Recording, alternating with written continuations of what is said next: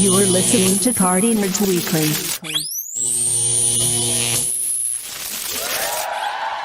What's going on, gang? We're all here. Alpha's got the fireworks going. Nas is here. Jorge's here. We're all here. It's sad. It's a week after Invincible goes away, and I'm not sure how to go. Well, I can tell you exactly that you guys showed up late. How about that? You guys have been feeling it so much that you guys decided to show up late. It wasn't my fault, everybody. It wasn't me. I was on time. Actually, I was early. So I want to let everybody know that. I just wanted the space to Let's also reveal that Ralphie's the only one that doesn't have kids. All right. Yeah, we all had to do homework. Yeah, everyone had to do homework. All right. Wow. Wow. And if we're keeping score, you've been absent the most. Okay. Wait, I got something for that.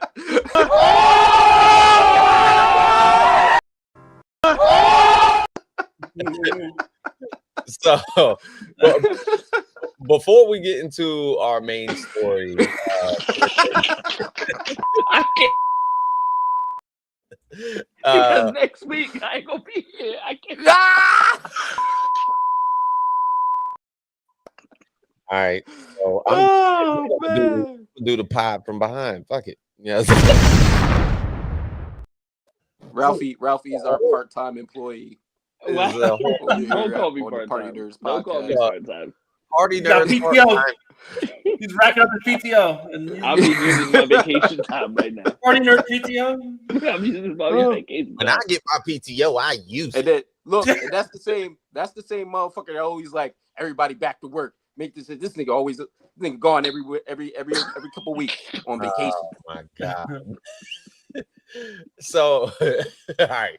So to get right into it, I mean, I can't even get to the damn subject. That's because Ralphie about to get off now. He about to get off early. He clocking out. He got an early out. That's the music that's playing in his head when he clocks out. All right, y'all. Y'all be good. All right, y'all. Praise God. I'll be good. All right. Oh, of course, Daredevil episode 4 came out, and we're going to get to that in a little bit. But first, I wanted to talk about a couple things before we get into our primary topic, and that is the release recently of James Gunn and Peter Safran's 6-year plan for the DCU. That he had an initial talk for DC Comics that he is going to be extending because CinemaCon is going to be coming up. CinemaCon is of course it's not a comic convention, it's a movie convention where every single studio goes out there kind of like almost in a film festival atmosphere in order to release exclusive trailers to their upcoming releases that are happening not only in 2025, 2026, but maybe even beyond some of the things that might be in development.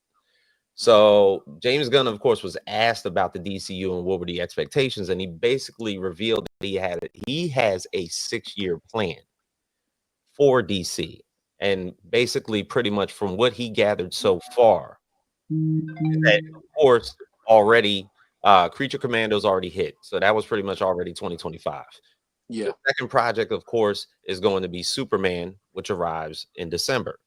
Yeah. Beyond that, there's another show, which is Peacemaker season 2. I know Haas is loving that. Can't wait. What a great show. Yep. So great fucking show. Then Supergirl Woman of Tomorrow is going to be dated in the beginning of 2026. I don't know why we're getting that movie. But you're getting it anyway. You get Superman and Supergirl. Like, that's wild. Right. Superman and Supergirl. Should have combined it into one film. And then what's that? Everett Slate. Oh, look at sorry, I'm late to class. Look at that. Everett. Usually you the one calling us out. See? Yeah, see? Everybody wants some shit tonight. Right? Ooh, Mag, what's going on, man? So and then Lantern series is going to be expected to release in the middle of 2026. So that's another series. That's 3 series from 2025 to 2026. And it's already 2 movies coming out also during that time. Of course, Batman Part 2, the Matt Reeves, Robert Pattinson storyline is all been pretty much pushed back because Robert Pattinson then turned into a busy person, and that's now currently slated for a 2027 release date. Brave and the Bold is in development mode, so it's not even in production or anything like that. They haven't cast the Batman, they haven't cast the Damian Wayne, so that's expected to obviously, I guess, get into the production development once that casting is done at the end of 2027. We might not get that shit until 2028. So you're gonna have two Batmans going on at the same time. No problem with that. But I do like that they're looking to cast a Damian Wayne. I like the fact, so which probably means that you get like a true Bat family, right? Like you get a Nightwing, you get a Damian Wayne, like you get a Batgirl. All that, like it should be pretty dope. You get a Talia al Ghul showing up as an angry baby mother. Yes, always that's always gold. You taking this little nigga, man. You know, take him with you. Yeah. So for one, we haven't had an exclusive Robin in any Batman movie since Chris O'Donnell. Oh God. Thank God. What about Gordon Levitt? No. But the thing is, well, this is the thing. Hey, Ashley, how you doing? So the other thing is that, you know, pretty much, if you want to count Joseph Gordon-Levitt in there, you can, but nah, we're not counting him. They're not counting him. He wasn't an exclusive Robin. He never donned the suit. Yeah. We can't do that. Can't do that. So that was a cheap little. We're never doing another movie in this franchise. It's Chris O'Donnell and nothing else. That's it. Yeah. Again, are we just Titans? We got to add Titans. Okay. So, thank you for Jesus. No. Move. And there's a couple. There's a couple Robins in Titans. Yeah, there's Jason Todd and fucking Dick Grayson. And the thing is, but the thing is, I'm gonna call him Richard. Right. No, actually, they did the three. They actually did the three. I take that back. They did do the three. They did the third one, and he was suspect. Tim Drake. Yeah. Tim Drake is the detective of the crew. But the thing is, they're also doing Dynamic Duo. That's the other animated release that they're going to release. It's pretty much Jason Todd and Dick Grayson in an animated format that's supposed to release at the the beginning of 2027. So that's 3 animated projects. Because they didn't release the footage. That's absolutely true. So the thing is, like, you're seeing kind of like, of course, the tinkerings of what's to come for James Gunn and what the DCU is kind of like holding a hostage as what's going to be released here and there. So we'll see after Superman exactly like where this is going to land. If Superman ends up tanking, it's like what? And then in our case, better not tank, bro. But this is the thing: if Superman tanks, you got Supergirl coming up, so you know how the American public is going to react to that shit. Yeah, Supergirl's going to not be hitting how Superman goes. Like literally, do you know that they've only had that one picture of the girl that's actually like the actress that's playing Supergirl in a movie chair, like one of those casting chairs, and that's all they've shown of that. All we know for sure is that Lobo better be like a scene stealer in that entire movie because he's in it. Jason Momoa.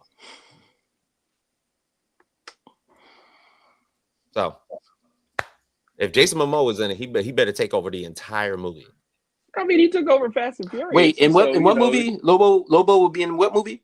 Supergirl. I don't like that. Well, he's gonna be good. He's gonna be all right. I don't like it. He's taking over the role in the actual comic. I don't know. No, I'm not saying I don't like him in the movie. I just I'm already on the why we're doing Superman then Supergirl. And then we're just I don't like the whole concept. We might get Injustice. You never. Well, it's funny because you just said you want the Bat family, but you don't want the Super family. No. You missed what I said a couple minutes ago. I said they should have combined Superman and Supergirl and make that one film. I think that's too much. Yeah. Who's to say that she doesn't appear at the end of the movie because Krypto is going to appear in Supergirl? Man, fuck that damn dog. You put her in the movie, right? As a leading character with Superman. Let them team up because they're too similar. Like I don't want we're gonna go from Superman to Supergirl, bro. Like I'm not doing that. Like I'm not. Well, Put the Bat family and Bold and the Brave, and we can have the whole Gotham concept and everything. That'd be dope. Same thing with Superman and Supergirl, bro. Let them hang out in Metropolis. But here's look at baby pictures and all kinds of shit. Like, oh, look at these photos from Krypton. Here's the difference. Clark Kent, Superman, based in Metropolis. Supergirl, cosmic story, based in space. Great. So she could bring stories from space, and they could sit there and have a conversation. Like, I don't give a fuck. Yeah. Like, put them in the same movie, bro. Like, we don't have this is the thing that we're running into with the Marvel shit that I keep talking about, because we're giving too many movies to too many characters. And right now you're giving 2 movies to basically the same character, just one in male form and one in female form. Do you remember that there was a Supergirl movie from the 80s? Oh yeah, absolutely. Yeah, that was a different time then. So no, listen, that was a different time because we didn't have this connected universe that everything is important for everything to continue, right? Like everything is so basically all you had was you had a couple Superman movies, like 3 of them. Yeah, 3 Superman movies. You dropped the Supergirl, then you dropped the Supergirl movie, but we didn't have this huge universe with like Batman and the Flash and Green Lantern. Like we didn't have all that. We just basically had Superman and his cousin. Like that's cool. Like there was nothing. That was the 80s. Now you have a whole universe that we have to be responsible for. If you're over there at DC, like you can't do Superman and then do Supergirl. Like doesn't. That's just like we're gonna do Batman, then we're gonna do Batgirl. Why? Why are we doing that? They almost did that. We're gonna do Hawkman and then we're gonna do Hawkgirl. Why are we doing that? Hawkgirl's actually going to be in this movie. Either pick one or do both. That makes sense. That's my point. Makes sense. I feel like the people should rock with me on that. Like, give me another character. Like, we got Superman. Now, give me the Green Lantern film. Yep, that's exactly where I was gonna go. Give me Green Lantern. Give me the Green Lantern film. Even though the Lanterns is going to be a TV show first, which is fuck that show. Nah, I'm just playing. That show probably gonna be. I want to see it. I think it's gonna be dope. But no, you know what I mean though. Like, give me another character, one of the main characters of the Justice League. Mm-hmm. Give me another movie. Don't give me Superman and then Supergirl. So that's what I'm saying. Biggs, put them the fuck together, yo. That's what I'm saying. Put them together. Well, go back to Everett's comment, yeah, because I realized that Everett was saying he wants Power Girl because what you trying to say? You want to see the outfit? You want the white? Yeah, you do. That motherfucker on some shit because he got big. She got that big, like she got them big old boob, like a big ass titty on one side. That's just gonna be. All right, we gotta stay on task, baby. Stay on task. Yeah, Power Girl. Same character, just a little bit more power. I can see dudes a little bit more power. I can see dudes in the movie now. They're like, oh my god, holy titty! What is that? Who just came to save the day? He said, y'all know what it is. Movie over. Movie over. She got a cat. I'm buttered my popcorn. Oh my god. So outside y'all are terrible. Y'all are terrible. That's all right. You won't be here long, Ralphie. You won't be here long. It wasn't me. About to miss your flight. Everett started it. Everett started it. He said it first. Okay. He said it first. You can't. He said, y'all know what it is. We emphasize off the decorum of our fans. Yo, Jorge, just so the people can you pull up a picture of Power Girl? Yes. Yeah. Look. Everett said Power Girl 1 billion in the first week. Yeah. They got time to rethink the strategy, yo. Now that I can sign up for it. I can sign up for Superman and then Power Girl. Which one you character? Which one you that's on that was in the Madam Web? The one that y'all go Google Gaga for? You know what? You know what the funny thing is? That's kind of like the tricky shit that they tried to pull, that Sony tried to pull. Remember, they put they put all 3 of the girls in their outfits. It turned out to be a dream sequence that only lasted like 30 seconds. Yeah, and that's how they entice you. And then when you watch the movie, you was like, where the outfits? Yeah. Where are the outfits? But you can actually like it. But when you like, for me, when I was watching the trailers, I could tell like they wasn't wearing that shit like that. Like you could kind of tell because they kept showing the same shit. Bro, I don't know where I thought that it was going to happen because like they showed every single one of them in sequences, and I was like, okay, at some point in time in this movie, they're going to reveal themselves to be in these costumes. In the trailers, it's the same sequence. Nothing. Yeah. There we go. Look at that outfit. Look at it. Look at that outfit. Look at that. That's just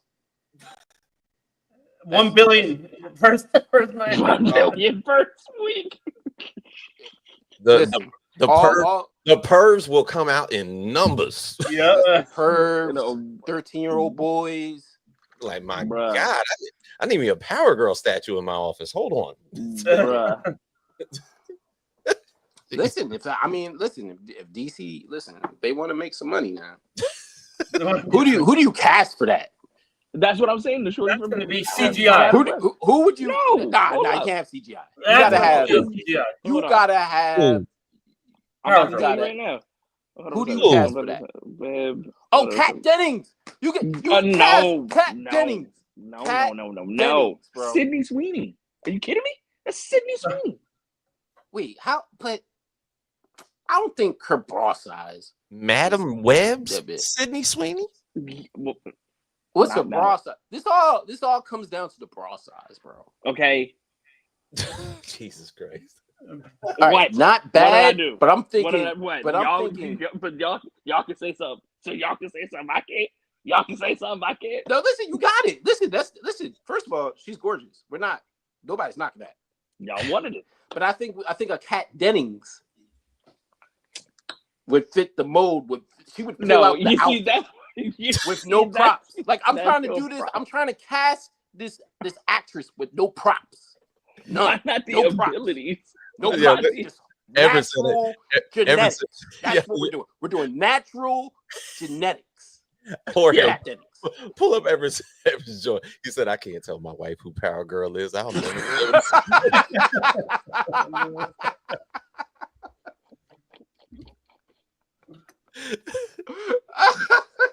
Babe, I'm going to see this new movie coming out. I'll be right back. That motherfucker be gone for 9 hours. He's caught it 3 times in a row. Pam Anderson back in the day. Pam Anderson might have been. Pam with it. Ooh, Pam with it. We're not talking about back in the day. We got to talk about what we have now. I know, but I'm just saying. How does back in the day? 90s, it would have been Pam. Pam could have did it. She was born for it. Mm-hmm. Yeah, she could have been able to do it. But Kat Dennings, man, just blonde. You keep bringing Kat. You keep bringing Kat up because you don't need no props. You keep saying you don't need no props. She can fill the outfit. Exactly. Look. He even Yeah, Big even said Pamela Anderson. Yeah. I'm just saying. That's just my pick. I'm not saying your pick. I would love your pick. They gotta prop. They gotta do the push-up bra a little bit to get that effect. I'm just saying we wouldn't even need no push-up bra. We just let Kat do her thing. Shut up. And then she can fly around and shit. Sorry for all you new people here. If you've never heard us talk before. That's that brother right there. That's not me. Hope to see y'all next week. You're in for a treat. That's that brother right there. Hope to see y'all next week. Yo, and look, we can go from Power Girl right into some silver titties with this new Silver Surfer. I'm out. That's what Ralphie went to go catch his flight, y'all. I'm gonna catch y'all. But I'm just saying, it would lead right into it. You get Power Girl and then the Silver Surfer in Fantastic Four. But the female Silver Surfer. It's the female one. And silver platinum titties. Just saying. Keep that image in your head. Oh my God. I don't know how we're gonna get past this. Okay. All right. Well, continuing on. Hopefully DC figures they shit out. But that's your new Silver Surfer. They should go Shalabow. Look, it doesn't equate. That's what you're getting. I know that's what I'm getting. Yeah, but look. Let it marinate. What's up? Look, let this marinate. Shalabow. Yo, keyword: silver titties. You see 2 breastises right there. Two of them is silver. That's Black. not what I brought this up for. That's why you didn't bring it up. That's not what I brought. But you brought it up. That's what I seen. There was the actress too. It was Oh two my pictures, God. wasn't it? I'm just fucking with you, bro. That's crazy. That is crazy. But nah. We getting the age, man. But you see. Well, look, I'm glad Instant Mellow put that out there. He said I heard Rachel Zegler's Snow White will make an appearance in the next Avengers movie. That's fucked up. Damn, God damn, bro. I can't wait to get into this. So because I gotta hear whatever. All right, so that's a good segue because we wanted to talk about that for a second. So the new version of Snow White just got released this week. It's the #1 movie in the United States right now, which doesn't say much for our current box office format as far as how Disney's been doing all these like live action remakes and everything like that. They're taking all their classic animated stories and making them live actions. So they've done well so far. The Lion King live action made $1 billion. Mufasa made $248 million domestically. But then when it got shot overseas after everybody shit on it, it made another $460 million internationally. Which is solid after getting shitted on. Which brought it to a total of $711 million. That's good. They made their money. Yeah, that's good. So as of right now, worldwide box office for the first Snow White movie made $84 million, which ain't shit, right? You said worldwide? Worldwide, domestic and international, but it hasn't fully been released internationally yet. Okay. So it's only been didn't hit China yet? Nope, it hasn't been released in China and anything like that. And of course, Marvel with Captain America 4 just ended their theatrical release. Captain America 4 is done and only made like that shit was still in the theater? It finished 2 weeks ago. Is it on Disney Plus? About to be in about 3 weeks. Yep, legit. Yep. So pretty much the outlying of this is that internationally movies still do okay unless you're a black man that happens to be playing Captain America. But he deserved better justice than what anything else. Anything else Disney's been shipping internationally has done great. Yeah, absolutely phenomenal. And Ralphie, I remember we were talking about this. We were talking about the fact that with the Venom series doesn't do shit here, and yet when it goes overseas, they like Venom over there. Blows up because the fact that Venom looks like a hentai character relates to those people in Japan and China and shit like that. They literally don't mind the goofiness of it, where people they like that shit for real. Where we have a whole job classification of reviewers that hop on YouTube like ourselves, and or better yet, maybe even worse than us, that will totally annihilate shit on it, and then of course because their followers are listening to those particular YouTubers and reviewers, that is the emphasis on what that storyline may be about. And then it underperforms here and then it overperforms internationally. So I would like to say that we over here at the Party Nerds, I think we do a good job of not shitting on the Venom movies. I think we recognize it for what it is. It's just entertaining. Exactly. So yeah, we're not in that class that shits on that movie. We actually enjoy it. It's the rest of you fucks. Yep. Continue. Yeah. And the thing is, also the outliers of that is that you're starting to see these small movie houses. A24, of course, does phenomenally well. Horror movies, you don't need a big budget to do a horror movie or anything like that. It doesn't need a boatload of CGI. All you need is a real good score and some good actors that can scream their fucking head off and get hacked up in little bits. The Terrifier series, the production value on those is maybe around like $8 to $10 million budget. And then they make first week all the way to week 4 up to about $100 million. And they only need to make $100 million because they're going to profit significantly. That's why there's so many of them. So that's why I think a lot of filmmakers recently have been talking about the criticisms of doing these big budget movies, because you can hardly make overhead nowadays as opposed to back then, because you don't have the DVD revenues or anything like that anymore. Right. As opposed to like small films and horror horror movies and comedies. You remember how comedies and horror movies used to be back in the 90s? Used to be Absolutely. tons of them. And they Yeah. would, and like Dumb and Dumber, you don't need a lot. There was no CGI in that or anything like that. Yeah. Shit made Yeah, buku low dollars. budget. Buku dollars. You make a movie. Yeah, you make a movie for like 50 mil and under. Yeah. End up That was a doing great like movie, by the 150. Do like 150 at the box office. 150 million. You make a good profit. 100 mil. Yeah. And that's the thing. Like that's the overhead. You actually had decent acting, comedic acting. You know, you don't have to have a lot of dialogue. You have a lot of funny parts. Ace Ventura, the motherfucker, all he had to do was strip butt naked and come out of a rhino. Funniest part in the goddamn movie. Yeah, that shit was hilarious. You know what I'm saying? Stupidly hilarious. Great. Yeah, and in the horror movies, you need a good score. You need maybe a little bit of practical props, which don't really cost much because you don't have to do CGI. You don't need a boatload of animators in a room trying to do motion capture or anything like that. This Jesus Christ. All right, who's gonna kiss me in my hot? What the fuck? Whoa. Wow. Okay. Wow. These are the Ralph Jorge, there's a message for you, buddy. Yeah, Jorge, that's all you, bro. Jorge's not vetting the chat. Jorge is not vetting the chat. Someone wants an evil producer. Crazy. All right. Someone wants the evil producer. This is what happens. This is what happens when your stream gets hacked. Yeah, right. But you know what I'm saying? He said, I'm at the park with my kid. Don't forget Godzilla. Godzilla is totally entertaining. And look, if a Godzilla movie gets released, I'm going day one because there is an. Are we talking about the one with what was his name? Not the latest one. I'm talking about the one where he was basically a large iguana. The one with the one that did the song. I thought that was a good one. I don't know. You stopped me for a second there. I don't know. Your internet was going.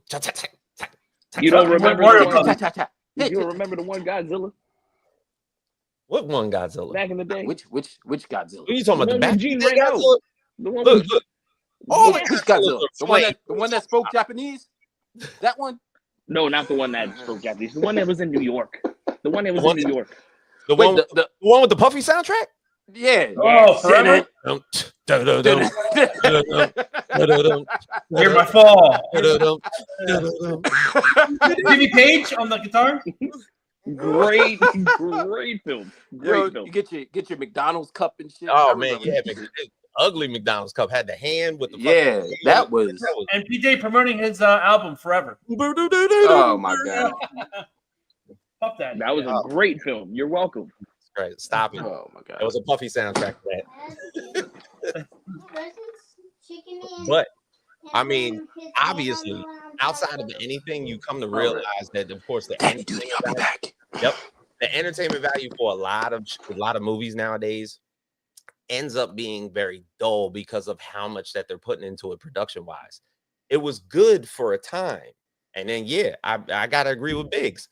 COVID came in. And people don't like to be in a large theater with a bunch of motherfuckers and they might get all sketchy and everything like that. So he said, yeah, smash that building, Godzilla. Take that.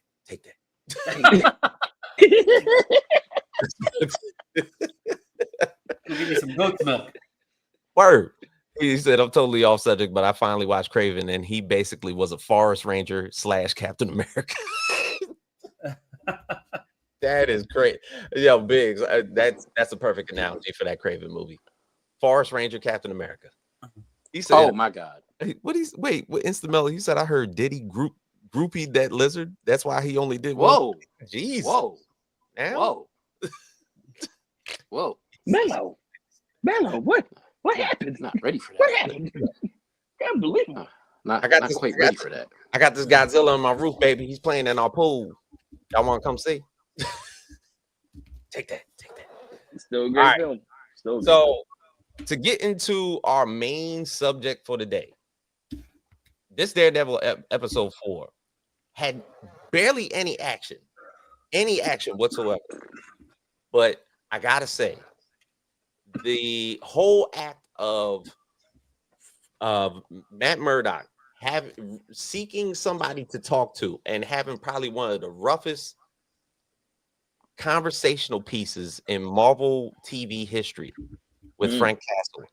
For one, I'm like, why is Frank's just like chilling in a warehouse with hella guns, with mad guns? all guns, every gun. But yo, it was like, for one, I was like, okay, why is Matt just needs to go there to vent? But yet in the meanings of vent, he's asking for permission. He was asking for permission, but yet he like the way that Frank was talking to him, basically like he punched him upside his head a couple times. He's like, I'm sorry, you took me there. You're around, Red. Sorry. I'm like, bro, he snuffed him like twice, and Frank just ate him. He ate both of them punches, by the way. Yeah. How about Foggy? Did he get life? How about that? Oh, that was impactful. That was right. Oh yeah, he was pretty much. He was like, he got life. He was like, oh, don't tell me about your system. Your system? Always you and your fucking system. I love Frank, by the way, man. Jon Bernthals. He's so fucking needed though, bro. Like, I need the Punisher in every, like, if he could be in every Marvel property, I'm okay with that, bro. Yeah, he's a great actor. He's the most realist actor in the Marvel universe, bro. For real. Like, anything he says, I believe that's a motherfucker. For real. If they said he did that shit, then he did that shit. He did that. Bro, he's like, you're in Hidge, Frank. You are. That's why you're sitting in here in this shelter. You think God made you a one-man firing squad? Frank's looking at him like, yeah, nigga. Because of course. It's like, that's the whole reason for me doing this. So, okay, at the beginning of this episode, of course, White Tiger at the end of episode 3 ended up being like unalived. Daredevil's fault. Daredevil's fault. And then we're going to get to that too.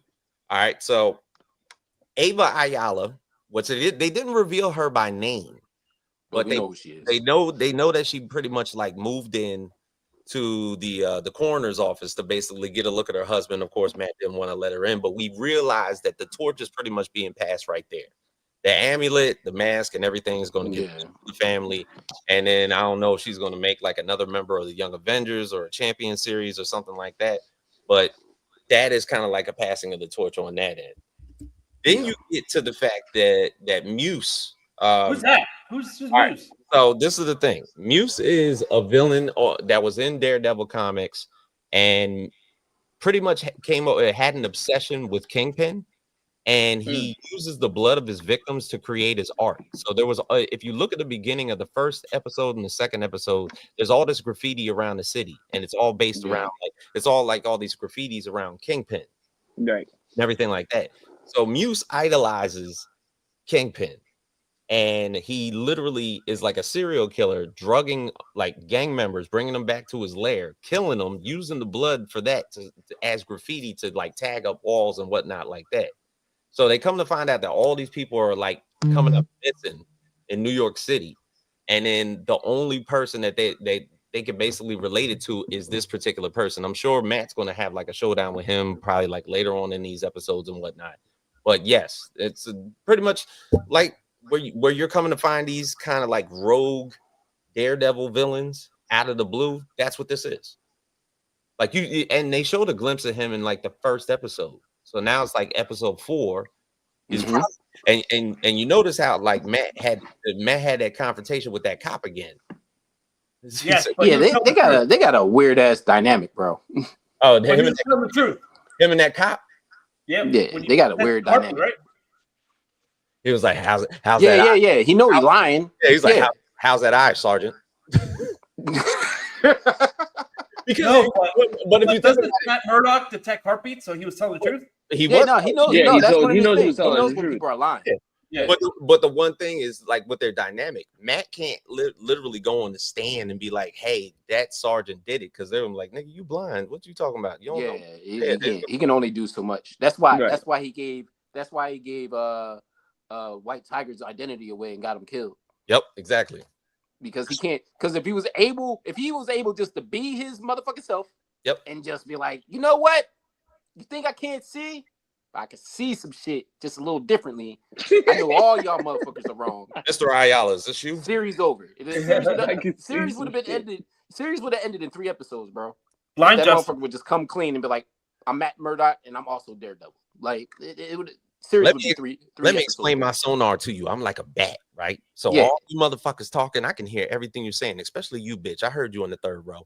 But Yeah, that's literally he would be doing that shit. yeah. He's cheating when he's doing law.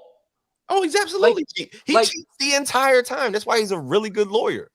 Yeah, like if y'all watch him in the courtroom and he hears all the shit going on and he can feel everybody lying and like all the like he just sits there and he looks like he's about to have a mental breakdown, like literally, because he can't say what he needs to say because it gives away the shit that he does when nobody's watching. Exactly. They don't Insane. realize that his sonar is picking up everything that these Mickey Fickies is saying. Especially when feel like- especially I when feel somebody poo boos a little bit, like they be in the row and I know who it was. I mean, You look, know what I'm saying? It's senses. It's senses that go off. He can get all that. He can I mean, tell look, him you're you saw that. you saw that. You saw that in the 2nd episode where what was it? He was talking to that girl about the case that he wanted to. Oh, by the way, in that episode where the brother that he was trying to get on probation, how the brother broke him down. Oh, he did. He broke him did. down. He was like, did. he was like, I told you to get me on probation. He was like, if I'm going to be in here for 10 days, he was like, you know how hard it is to get your social security checks after being on the waiting list. He was dropping some real shit. Yeah. Get me the you fuck know out what I of here. heard? Was he a scroll? Yeah, because Matt Murdock, he was like, Wait. What you say for that? what? Was he a scroll? Like he said? Oh yeah, he did say that. He was like, it could have been a scroll. He was like, there was somebody eating caramel corn, bags of caramel corn outside of the bodega. He was like, I was hungry. You see how slick Marvel Studios is? Let's say the word scroll so we can connect the universe together. That's a free way of doing that without using the budget. That is a free way. Yeah, the universe is connected. But Matt was like, no, congratulations, prosecutor. He was like, nigga, you ain't do shit for me. Yo, I thought that was I thought that for one, that piece of dialogue between that prisoner and Matt was dope. Yeah. Super dope. And literally the one between Matt and Frank kind of just blew it right off the top. Did Foggy get life? Huh? He got life. Bro, that motherfucker kept telling him to say his name. Say his name. Say his name. I think about my kid every day. It's going to keep eating that. Did Foggy get life? Red. Think about it. In here, Red. Think about it, Red. And He needs to stop calling that motherfucker Red too. it's like, and then out of a peak of panic, Matt snuffed him twice, and he was like, "Oh, gave him a macho man, brother, ooh, brother, you're lucky on that one. I'm sorry. I was having too much fun. Sorry. I was having too much fun. Just straight up popped him in his face like a couple times. Frank ate both them punches. Yeah, bro, he didn't even flinch. No, he didn't flinch at all. He didn't flinch. We need more. We need more Punisher, bro. Yes, we do. No, Dre. Look, I know you're not trying to listen because of the spoilers, but I'm telling you that dialogue between Matt and Frank, you gotta listen. You got because I feel because they talked about that. You know, Jon almost didn't want to do Daredevil Born Again. He read the script and he was like, "This is trash. A piece of shit. This is trash. I'm not doing this." Until they said that Jon inserted himself into the script and was like, I got to detail my parts with Matt. Yeah. He was like, for one, Frank Castle as a character is completely torn. Completely. There's no empathy. If you kill somebody, you gotta die. Because he hears his little boy telling him, right? Yeah, that's what he said. He was like, I hear my little boy every day. Like you to understand it from the comics, you know, the fact that his family was killed by the mob, and then he comes to find out also in the remnants of that the police aided the mafia and killed it in the deaths of his family. It's kind of like, okay, you got to go, and all y'all got to go. Yeah, everybody gotta go. Everybody got to go. Everybody That's why. gotta go. That's why, like in the original Punisher series, Jigsaw was his partner at Yeah. one time. And then when he come to find out that he was the one that kind of tipped off the mob as to where his family was at, that's the whole relationship, the fracturing between Punisher and law enforcement starts there. Jigsaw and Punisher right there. Yeah. You say, Andre, now you know the Party Nerds podcast is not a spoiler-free zone. I apologize. Yeah, first off, First you of knew as all, soon as you walked up in here, yeah. this shit was fucked up. You knew you done fucked up, right? You knew you done fucked up, right? Yeah. Wait. He said, did Daredevil disappear during the 5-year blip? If so, did Vision return from heaven? Oh, white Vision? No. Did Vision return from heaven? Well, he is like a godsend now. He's white Vision. White Vision. Oh my god. I don't know about that. No, I don't think Daredevil didn't. I don't think he got blipped away. No, I don't think they coordinated him into the blip or any of that shit at all. Yeah, I feel like he never got snapped. I tell you that he did appear in X-Men 97 and he did trip up some of them robots that was interfering. Oh, he did. Bastion's robots was coming through. Guess who came to save the day in Hell's Kitchen? Daredevil. Mm-hmm. Straight up. Mm-hmm. All right. Jorge. What we doing with the imagine if the Punisher went to heave during the blip and reunited with his family. Went to heaven. And then reunited with his good family. pickup, Ralphie. Then gets brought back by the Avengers and loses his family. Oh my god. No. No. Wait, no, what? No. That would be unintentionally sick. No. But make good TV. Yeah, literally. I know what scene you're talking about. That's when he found out his family was killed. He was like, he wasn't canon. He wasn't canon at the time of the blip. That's true. So Jorge, what we got on these comments, man? All right, here we go. I posted. So pretty much from the dialogue alone, we understand that if you read comics, Punisher is actually in the rogue gallery for Daredevil. They're like frenemies. Let's just call it that makes the most sense. Which is kind of like how season 2 of Daredevil on Netflix was when they first appeared together. They frenemies. Which that is the greatest conversation I probably ever heard. Them on the roof? Yeah. Yep. Yeah. So the fact that they can still have conversations like this, and the thing is, okay, do you consider them to be like Steve and Tony? Because Steve and Tony beat the shit out of each other too. You did. But only because Tony was capping. But only because Tony hurt his best friend. But little did he know that his best friend killed that motherfucker's parents. Capping, bro. All right, hit it. Go with Instagram first. Okay. I have nothing to say because I know this show is fire. I can't wait to watch it. No lies told. Not one single lie told. Now show the comments where Andre goes on random people's comments and tells them to do it. Here we go. Literally, Charlie Murphy and Delirious. New Gumby, fuck you, bitch. Yes. Here we go. Okay. If only Sony didn't need to hate us and let us have Spider-Man in this show. If Spider-Man, if there was an agreement between Sony for Spider-Man to be in this show, they gotta pay Tom Holland. They gotta pay top dollar. They're not doing that. So that's Spider-Man straight OP. But you are able to see Daredevil in the Spider-Man film because the budget works a little bit differently on the movie. You can bring in. Yeah, it makes sense for Charlie Cox to be in a Spider-Man movie than Tom Holland to be in a Charlie Cox show. Woo! Yeah.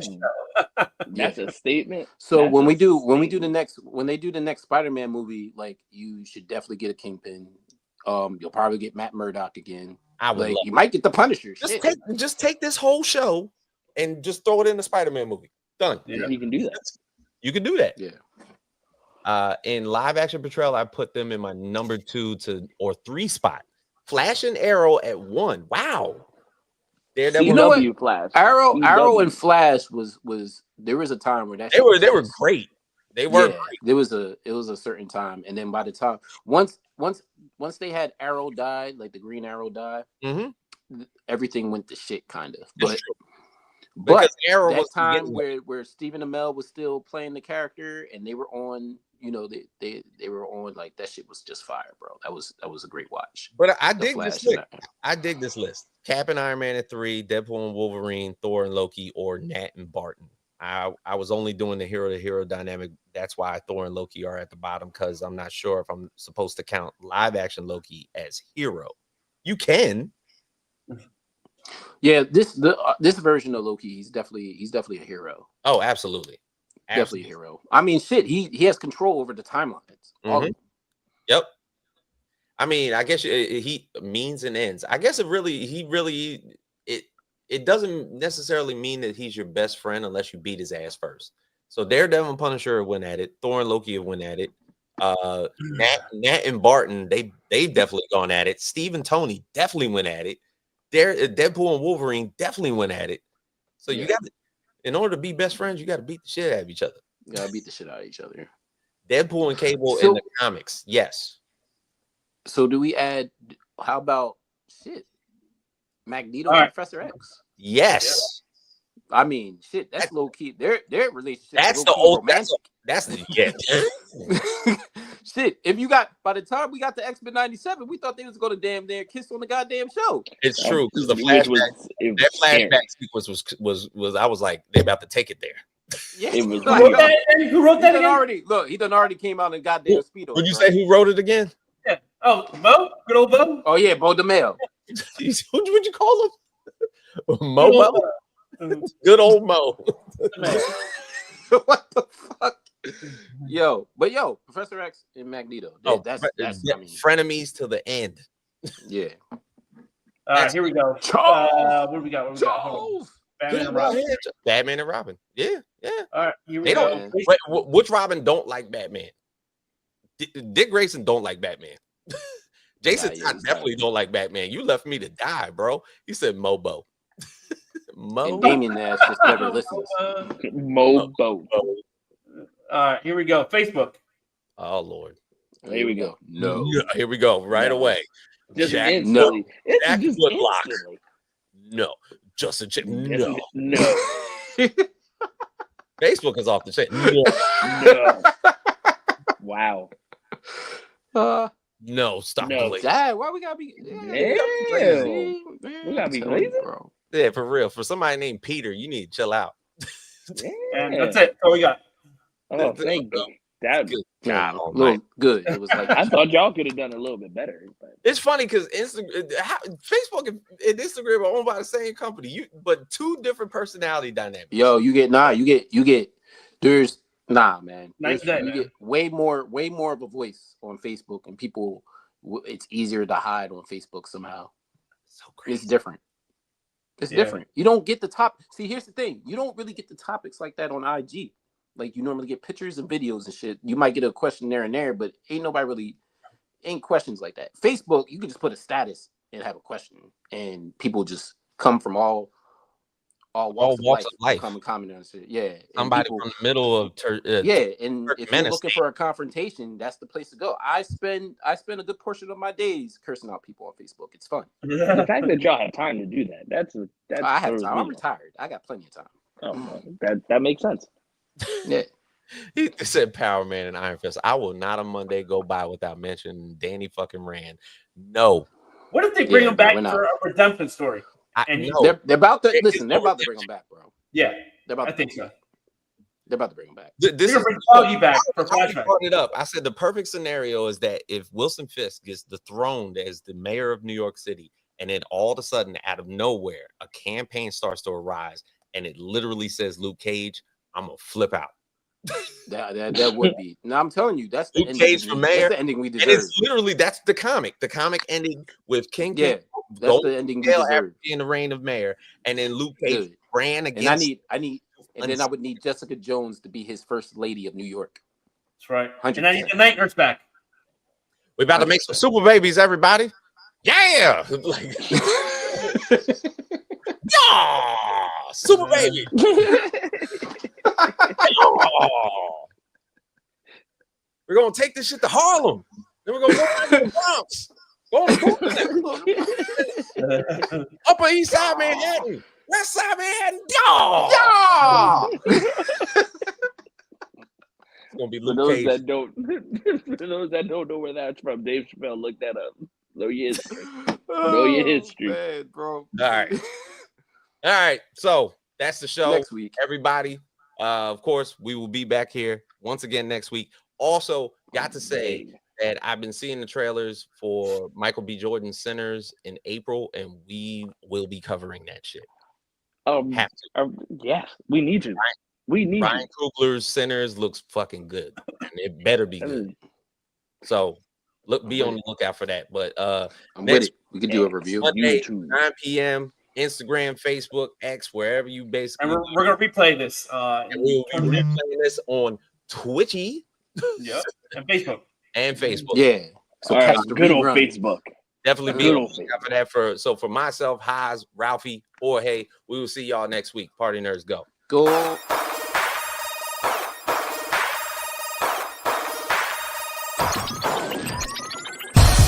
Party Nerds.